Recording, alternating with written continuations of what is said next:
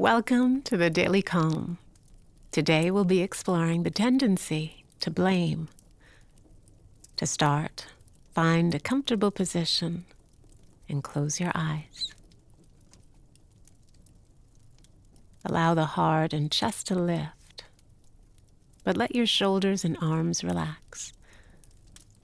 Straighten your spine as best as you can, as it helps to keep you alert and attentive.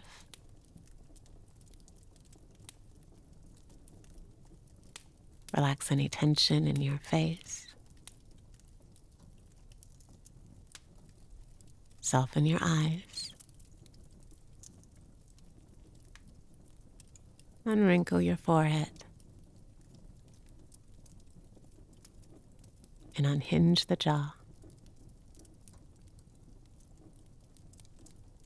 And now bring your awareness to the breath. We aren't thinking about the breath or what it looks like. We aren't judging how relaxed we feel as we start our practice. We're just observing our breath as attentively as we can from moment to moment.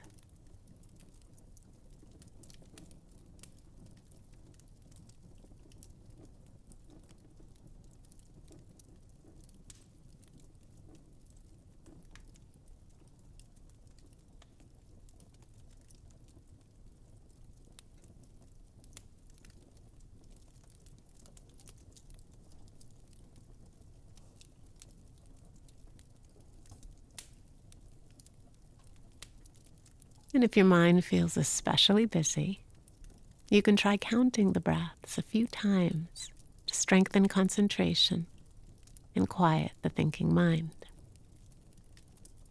Breathe in and breathe out and count 1.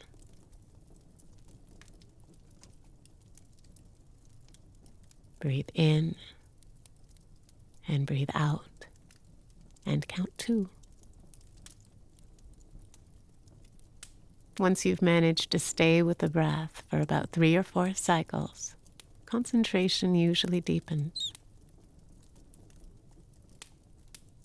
And then return your attention to each breath, keeping it glued to the breath's movement as it comes into your body and as it leaves your body.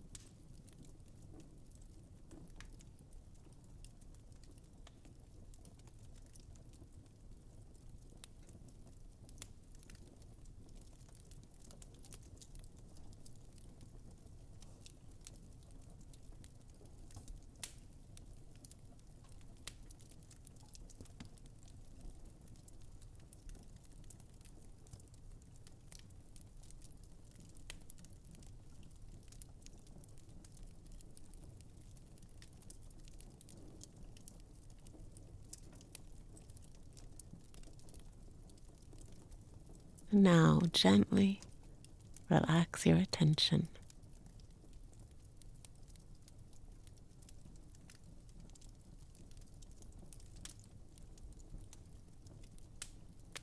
Today, I'd like to talk about blame.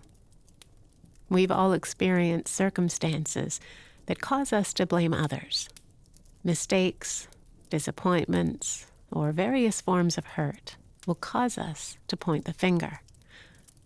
As Pema Chodron describes it, blame is a very common, ancient, well-perfected device for trying to feel better. In an effort to avert responsibility and protect ourselves from pain, we blame other people, society, even fate. Take an example of someone who struggled with debt and financial turmoil for years. One day they receive a bill from a creditor, and it triggers a surge of anger. Stewing in frustration, they project responsibility onto something else. Perhaps they point the finger at their upbringing, their boss, a person who wronged them, a society that overlooked them. Looking outward to blame external factors, there is some momentary relief. But the truth is, blaming doesn't work, and it leads to inevitable suffering. By projecting responsibility outward, we leave ourselves feeling powerless. If we never feel responsible, we don't take action to change the things that are within our control. Our pain increases. The cycle continues. We find something else to blame, and the unwanted circumstances persist. When we realize that pointing the finger doesn't help, it's natural to turn the blame towards ourselves. However, this just leaves us feeling incompetent and damages our self-worth. The idea is to release all blame, to take responsibility, and to accept the situation as it is. Personal responsibility is rooted in honesty, compassion, and acceptance, and it gives us the strength to move forward. It's not easy, but by finding our own responsibility, we break the cycle of blame and recognize that in this moment, only we can change the situation because it's our situation. As the Venerable Ajahn Chah said, blaming somebody else for your suffering is like having an itch on your head and scratching your bottom. Now you have 2 itches for the price of 1. So the next time you feel that impulse to blame, ask yourself if you have any responsibility in what's happening. Remember, here you are.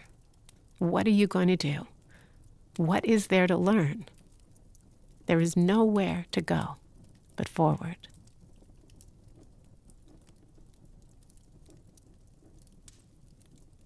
And as we close today's session, feel your feet where they touch the ground.